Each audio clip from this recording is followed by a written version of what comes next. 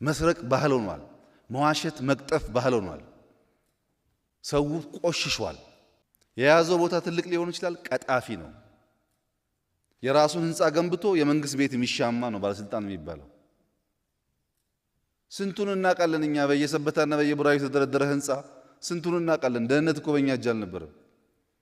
ሌባ ነህ ስንለው በማግስቱ ተነስቶ እኔ እንትን ጠበቃ ነኝ ይላል። ሌባ ጠበቃ የሆነበት ሀገር ነው።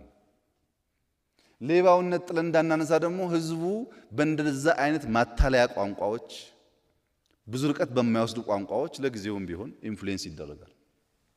ይሄን በትዕግስት በማስተዋል ካልሄድን በስተቀረ እናንተ እንዳሰባችሁት በቀላሉ የሚሆን አይደለም።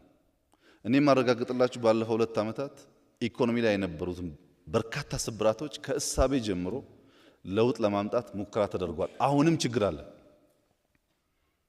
አሁንም ስራ ይፈልጋል። በፖለቲካው የመጣው ለውጥ ለምሳሌ በመንግስት ሚዲያ ቀላል ኤግዛምፕል ልስጣችሁ።